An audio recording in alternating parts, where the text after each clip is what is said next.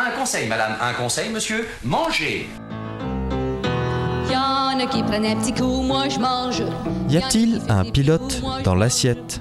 Y'en a qui lèchent les vitrines, moi je mange. Anne, bonjour. Hello. Une chronique aujourd'hui dédiée à nos amis les écureuils. C'est pas vrai ? Si, les petits, les grands, on va parler de la noisette. Eh oui, évidemment.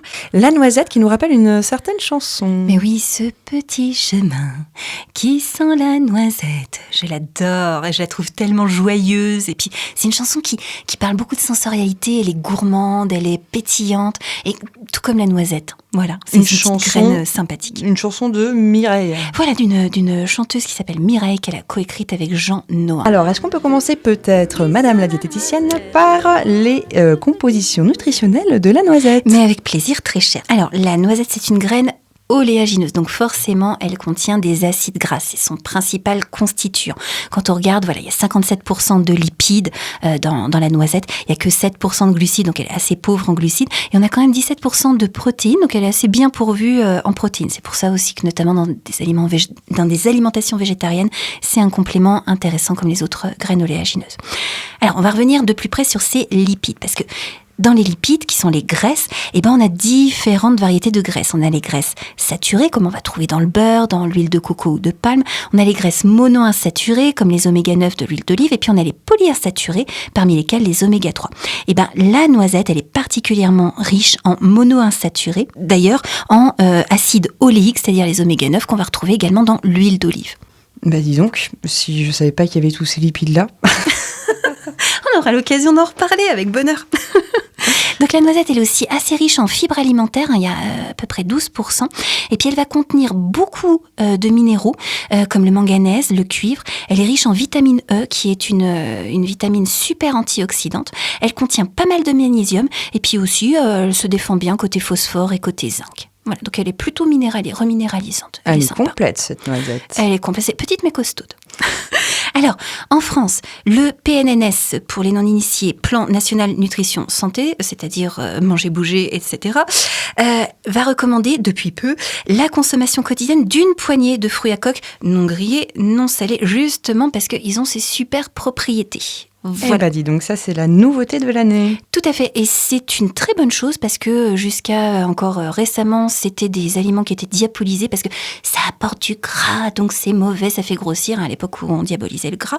Et puis on s'est rendu compte que le gras, c'est peut-être pas si mal et qu'il en faut, et que moins on mange de gras, plus on mange de sucre, et que c'est pas forcément une bonne chose. Donc voilà, elles ont été réhabilitées et on en est content. Par contre, il faut faire attention évidemment si on est allergique aux fruits à coque. La noisette, elle fait partie des aliments potentiellement allergènes, donc on évite notamment au moment de la diversification alimentaire de l'enfant de les donner avant la première année. Et dans des familles où on a des cas d'allergie, on attend peut-être même au moins 1 an et demi pour tester sur bébé. Une fois qu'on a le droit de tester la noisette, ce qui est formidable avec la noisette, c'est qu'il y a une grande diversité de préparations.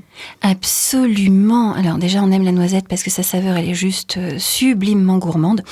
Si elle est réhydratée, parce qu'on peut faire tremper les noisettes pour les réhydrater, elle va développer par contre des notes vertes un petit peu plus fraîches. Ce qu'on adore aussi, c'est sa texture qui est craquante une fois qu'elle est réhydratée, alors que sèche, elle est plutôt croquante. Note bien la différence, craquante, croquante. Voilà, donc finesse ou profondeur. Et on aime les deux. Alors, moi, la noisette, j'adore parce qu'elle se marie super bien avec les légumes et les fruits d'automne et d'hiver, notamment. Voilà, donc en mariage avec la pomme, la poire, la courge, le panais, elle est divine. Et c'est pour ça qu'on en parle maintenant. Tiens. On essaie un peu de faire 2 saisons, on est quand même fort chez Radio Alto. Évidemment. Alors, en noisettes entières. Alors, les noisettes entières, moi, comment je les préfère, c'est dans les grosses tablettes de chocolat bien épais. Évidemment. Noisettes et chocolat, c'est le combo gagnant. Alors après, moi j'adore faire toaster les noisettes. Alors pour les faire toaster, on peut les passer une dizaine de minutes au four à 180 degrés ou on peut les faire rôtir à la poêle à sec, c'est-à-dire sans matière grasse ajoutée. Mais là, on fait attention de bien les brasser pour pas qu'elles brûlent sur une seule face. D'ailleurs, il faut les retirer de la poêle avant qu'elles aient brûlé. Et quand elles commencent justement à développer leurs arômes de noisettes qui envahissent toute la cuisine, là, on sait qu'elles sont à point. Et une fois qu'elles sont toastées, moi, j'adore les tailler en gros éclats et agrémenter, par exemple, une purée de pommes de terre ou alors les glisser dans la pâte d'un crumble de légumes. Et c'est ultra gourmand. Voilà. Alors, les grosses noisettes entières, qu'elles soient toastées ou crues, moi j'aime beaucoup en glisser dans un bocal avec des grosses pistoles de chocolat puis des petites graines de sarrasin toastées et je picore ça et c'est super nutritif finalement, tu sais, quand t'as un creux en cours de journée, donc ça te fait un encas super rassasiant. Le mélange gourmand. Bah tiens. Alors, des noisettes entières, oui, mais on le transforme aussi souvent en poudre. Tout à fait, comme on va trouver la poudre d'amande qui sert à faire la galette des rois. D'ailleurs, on peut faire très bien des galettes des rois à la poudre de noisettes. Qu'on utilise souvent en pâtisserie. Tout à fait. Donc, l'utilisation de base, c'est le gâteau moelleux dans lequel on va incorporer la poudre de noisette. On peut faire des pestos aussi originaux à base de poudre de noisette où elle va remplacer les pignons de pain. Donc, on peut faire bien sûr des pestos au basilic, mais on peut aussi les faire à l'ail des ours. Elle va apporter ses notes rondes et sa saveur chaleureuse. Alors, faites attention avec la poudre de noisette. Une fois qu'elle est réduite en poudre, elle est beaucoup plus sensible à l'oxydation. Voilà, donc tant qu'elle est dans sa coque, la noisette, elle est protégée. Une fois qu'elle est sortie de sa coque, elle est plus vulnérable. Et puis alors, réduite en poudre, il faut la consommer rapidement. Sinon, notamment les acides gras vont s'oxyder et elle peut vite choper une saveur rance. Et puis, d'un point de vue nutritionnel, une fois que les acides gras commencent à s'oxyder, c'est moins sympa. Poudre de noisette, oui. Mais est-ce que tu connais la purée de noisette ? Parce que ça, on la connaît souvent un petit peu moins. Si, comme moi j'ai des pots de tahine, donc de sésame, voilà. Purée d'amande et bien sûr purée de noisettes. Mais c'est parce que tu es une vraie gourmande, voilà. Donc la purée de noisettes, c'est comme le beurre de cacahuète, c'est juste les noisettes. Enfin, le beurre de cacahuète, il peut y avoir plein de trucs dedans. Mais le principe à la base, c'est de broyer les noisettes qui ont été torréfiées ou non. Et comme, évidemment, elles sont oléagineuses, ça va former une pâte grâce à l'huile qu'elle dégorge. Dans les pots de purée de noisettes, souvent l'huile surplombe. Il suffit de remélanger la partie solide avec l'huile pour réobtenir une pâte fluide. Et cette purée de noisettes, elle est absolument divine pour faire des sauces aussi bien sucrées que salées. Par exemple, en sauce salée, on peut la mélanger avec du tamari, c'est-à-dire de la sauce de soja. Et rien que purée de noisettes, tamari, un petit peu d'eau pour fluidifier, ça te fait une sauce qui a des notes de fond de viande. C'est sublime. Donc tu accompagnes une purée de pommes de terre, de panais de courge avec ce petit coulis-là, c'est magnifique. Et puis côté sucré, moi j'adore la mélanger avec du miel, alors de tilleul qui est très frais, très floral, ou de châtaignier pour avoir des notes un petit peu plus profondes. Et donc mon mélange purée de noisettes, miel, je le mélange avec du yaourt ou avec du fromage blanc et ça le rend gourmandissime déjà parce que la saveur devient ultra onctueuse. Puis évidemment, tu as un yaourt qui est très frais avec les notes chaudes de la noisette, c'est de la tuerie. Est-ce qu'on parle de ce mélange de purée de noisette avec du chocolat ? Mais bien sûr, mais bien sûr. Donc ça va très bien avec le chocolat. Et puis, qui dit chocolat, dit confiserie, dit praliné également.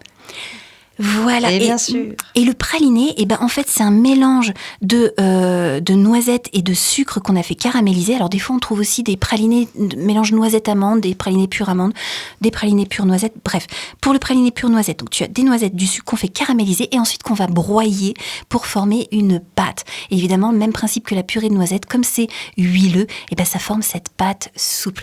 Et faut pas avoir trop souvent les pots de pâte de praliné à la maison parce que ça descend en général tout seul à la petite cuillère. Voilà. Alors là, on a parlé de la noix, l'intérieur de la coque, mais il y a aussi d'autres façons de consommer la noisette, notamment le tourteau de noisette. Mais oui, alors qu'est-ce que c'est que le tourteau ? Je ne sais pas en fait. Je vais te le dire, très cher. Donc, ce qu'on appelle le tourteau, en fait, c'est le résidu solide du pressage pour extraire l'huile. Donc en fait, tu obtiens une poudre de noisette, mais qui est tout appauvrie de son huile. Voilà. Et ce tourteau, qu'on peut appeler des fois aussi farine de noisette, tu peux l'utiliser dans les gâteaux, un peu comme la poudre noisette. Elle va pas avoir les mêmes qualités qu'une farine parce qu'elle contient pas d'amidon. Elle est assez lourde, mais on peut très bien faire des gâteaux, des moelleux, etc., auxquels on va incorporer de l'œuf en neige pour amener du moelleux, de la levure pour faire un petit peu lever. Et évidemment, on va avoir le goût de la noisette. Dans les pâtisseries, c'est excellent. Voilà.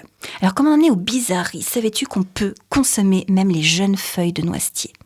Alors moi, j'en faisais plutôt des petits tam-tams chez les scouts, j'ai appris ça. C'est excellent. Voilà, tu tapes la feuille sur le pouce et l'index, qui forment un rond, et Ça fait un joli bruit de tambour comme ça. C'est excellent. Voilà, mais je ne savais pas qu'on pouvait la manger, parce que sinon je pense que je l'aurais mangée. Et ben voilà, après avoir fait du tam-tam dessus, tu vas pouvoir la grignoter maintenant. Donc il y a plein de jeunes feuilles d'arbres en fait, comme les feuilles de tilleul, qui elles vont être mucilagineuses, les feuilles de hêtre, les feuilles de frêne ou de fraisier, qui ont une saveur plutôt astringente et dont on peut faire des petites salades sauvages au printemps. Donc plutôt les jeunes feuilles, parce que du coup elles sont encore tendres, elles ont leur petite saveur verte fraîche. Quand elles deviennent des feuilles adultes, et ben elles sont plus coriaces et un petit peu moins intéressantes. C'est pour ça qu'on les mange plutôt quand elles sont toutes jeunes, toutes tendres, la chair fraîche. Bah dis donc, ça je ne le savais pas. Est-ce que tu as une autre bizarrerie dans ton sac? Alors si je te parle de lait de noisette, est-ce que ça te parle? Est-ce que les écureuils se sont mis à traire des noisettes, Anne?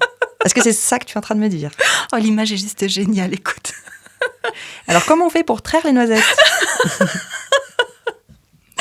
Alors pour traire une noisette...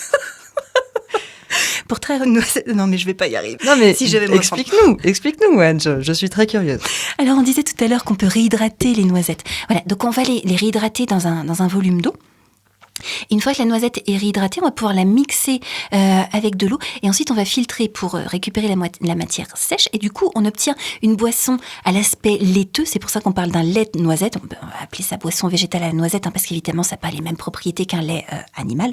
Et du coup, une fois que c'est filtré, cette boisson laiteuse qui a le goût de la noisette, eh ben on peut l'utiliser dans des milkshakes, par exemple avec du cacao, de la banane, où on peut faire des flans super sympas, du coup qui vont déjà avoir le goût de noisette. On n'a pas besoin de rajouter de purée de noisettes dedans et qu'on va faire prendre avec de l'agar-agar. Et ça fait des petits desserts trop sympas. Mais c'est incroyable. Et on brille auprès de ses amis. Tiens, mais on est là pour vous servir et pour vous faire briller. La prochaine fois, Anne, c'est dégustation, hein. Parce que là, tu me donnes... je commence à avoir très faim, le ventre qui gargouille, c'est terrible. En tout cas, merci beaucoup pour cette nouvelle chronique. La noisette dans tous ses états. Et on se retrouve la semaine prochaine pour parler du raisin.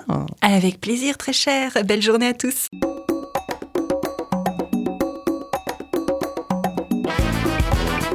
Cette chronique vous a plu?